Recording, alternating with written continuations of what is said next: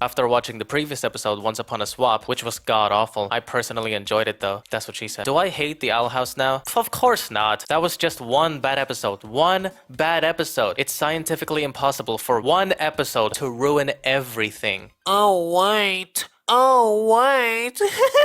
Luckily, Once Upon a Swap is an entirely different story. It was merely a bad filler, filled with utterly pointless events, except for one short line of dialogue. Nevertheless, it didn't destroy everything because the writers at least were not stupid enough to pull off one hell of a plot hole that can end it all in one snap. I'm still very impressed that they were able to kill Miraculous Ladybug, turning it into something that's supposed to be dead but still manages to walk like an undead zombie with one episode from season 4. Just one episode and they were able to destroy everything. It's impressive bad writing, I tell you what. The point is, I haven't given up on the Owl House. My patience and my temper may have limits, but my hope still shines for the show. Besides, we already have well-established, well-executed, well-developed characters, such as Luz, Edalyn, King, Velma, and Amity. What about Gus? What about the rookie? What about the youngest of the mystery gang? Do you guys even remember Gus? I personally don't. Not really, but kinda. By far, he's been nothing but a side character who is funny, I guess. I just don't care about him as much as these wankers, because unlike them, Gus has nothing. He has no development, no backstory, no character arc, no nothing. Just a personality. Gus is a funny kid who's interested in the human world. He is friends with Luz and Velma.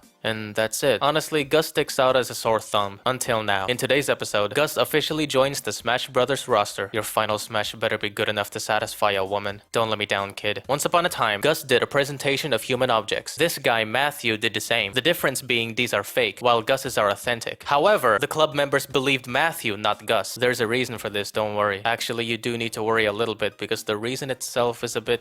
we'll get to that later. Since the club members are unbelievably stupid!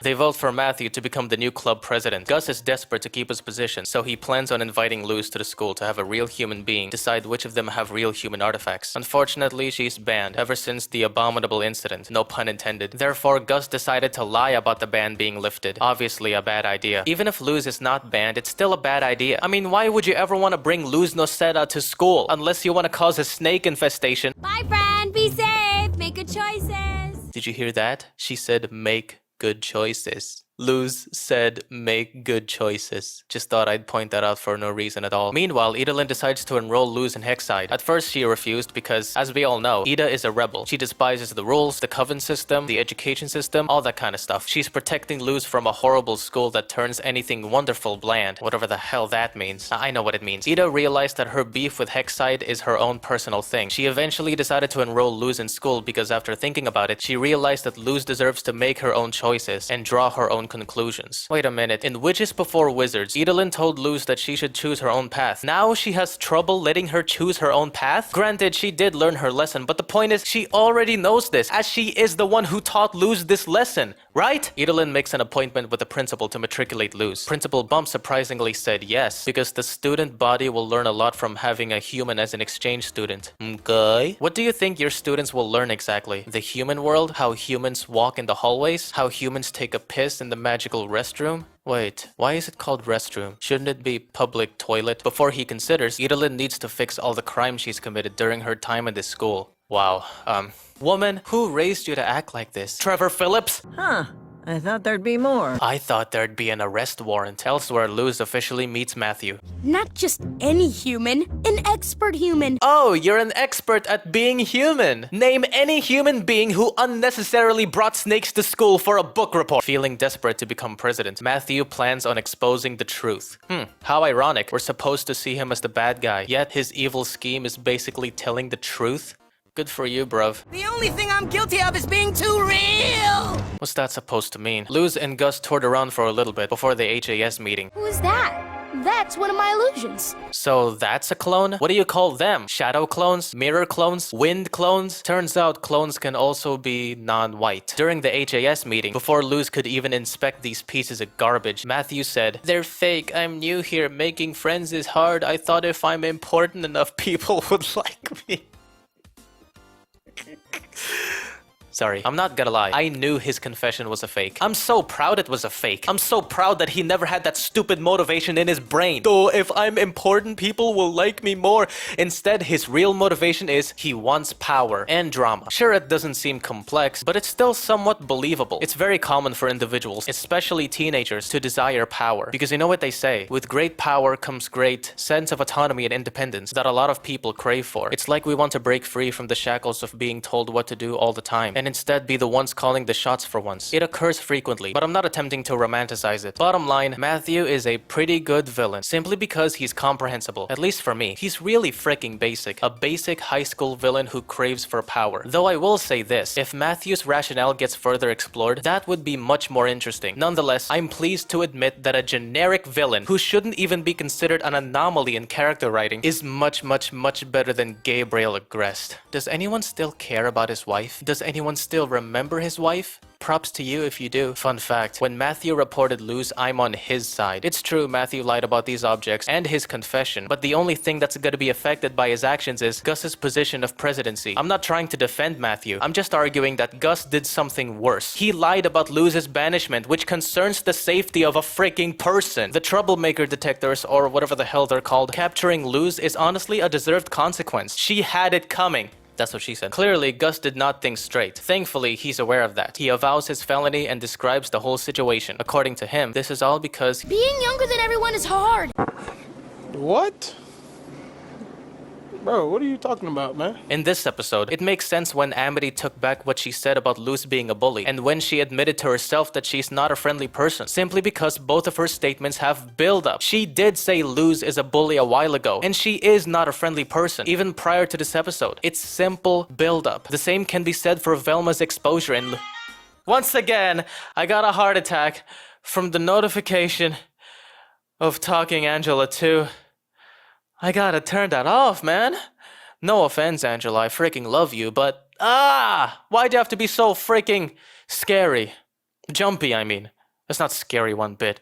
Anyway, the same can be said for Velma's exposure and Hootie's moving hassle. Gus's remark is out of nowhere because it doesn't have build-up. Him admitting that he's stupid does have a build-up. He really was stupid for lying about the banishment. But being younger than everyone else is hard? Where'd that come from? Before this episode, I never saw him that way. I never saw Gus having any struggles with being young. He was just a chill boy who loves the human realm and his friends. As far as I know, there was never any premature episode that justified, let alone established, his being younger problem. That was never a thing until now. How about we look at this episode? Let's see if the events happened here justified the issue. In my opinion, no, it did not. Why exactly did the club members not listen to Gus in the first place? Because they're older than him? I don't think that's the case, bruv. I think they're just bored at Gus being the leader all the time. Or they got bored at Gus delivering the same presentation over and over again. Or the club members are a bunch of idiots. I really don't know the answer, but what I do know is age has nothing to do with this set of affairs. Besides, if being younger is the problem, then why did they listen to Gus when he pointed out that Matthew's human objects are scams? How come they listened to Gus when he proposed to bring in an expert to the club? Is age still the problem here? No, I don't think so. Also, if being younger is the problem, how do you explain this? My faith in Gus has been broken! Your faith in Gus has been broken? So you had faith in him before? Why not now? How long have you had faith in Gus? What made you change your mind? Because you realized he's younger than Matthew? Matthew is literally 1 year older than Gus. Just 1 year older. Why would that take away their faith in Gus? Unless they really are a bunch of idiots. Considering that the main conflict is the age gap, this makes absolutely no sense. No sense. What the hell happened before? Nothing. I never saw this club, let alone these club members until now. It makes this meaningless and nonsense. To tell you the truth, when he said Being younger than everyone is hard. I was flabbergasted. Like, dude, you might as well say communism entails the absence of private property, social classes, and ultimately money in the state. You might as well say anything, bruv, because this is pure gibberish, man. Unless later in the show, we'll get to see more of Gus, which will explain. Explain what exactly? Explain that being younger than everyone else is an obstacle in this certain ball game? How can they possibly explain that? I don't know. I didn't want to lose that.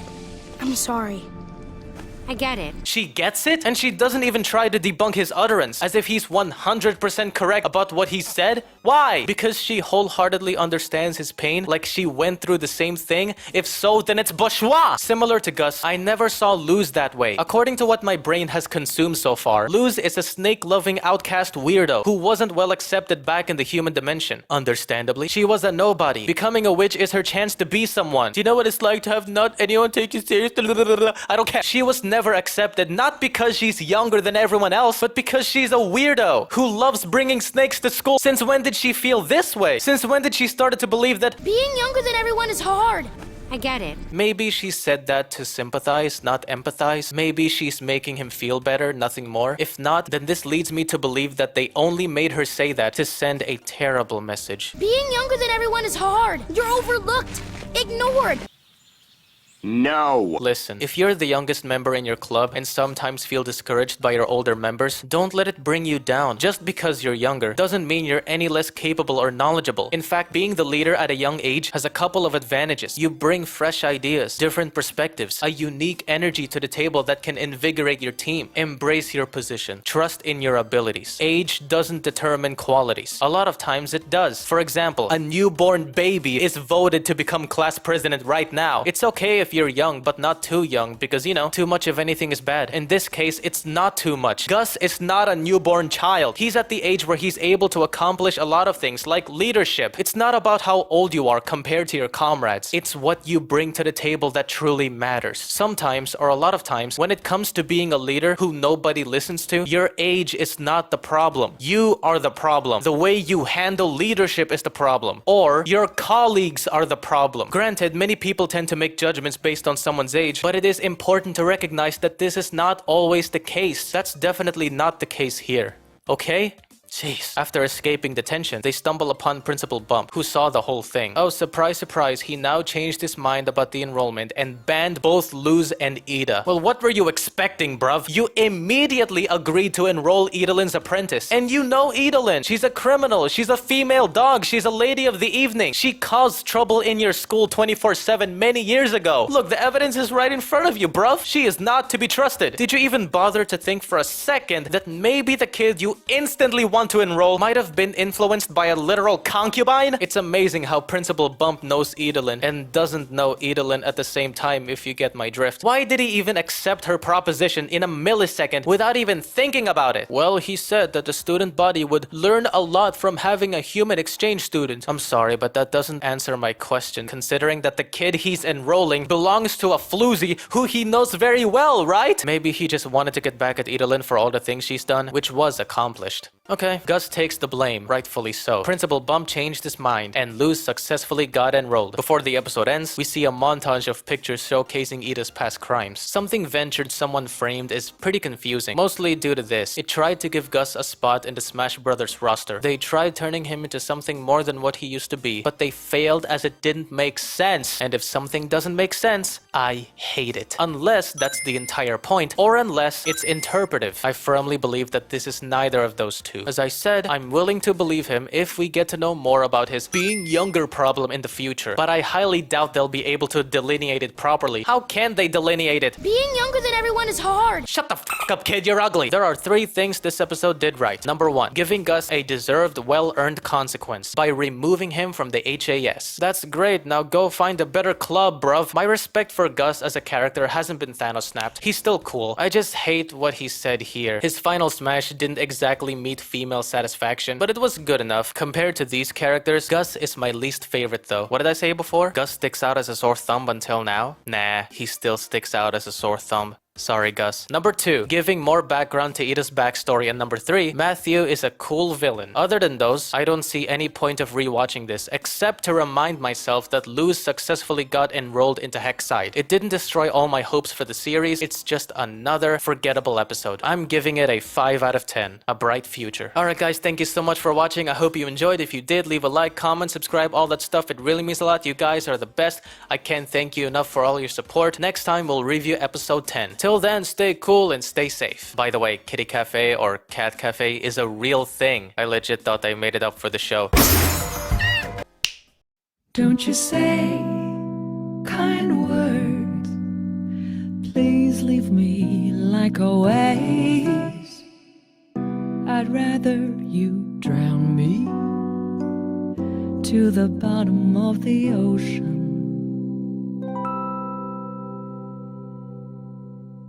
I won't let you down. What I wanna hear from you, never mind, that's what I fantasize. I'll be in your arms till the dawn, like those days. Please forget it, that's what I fantasize.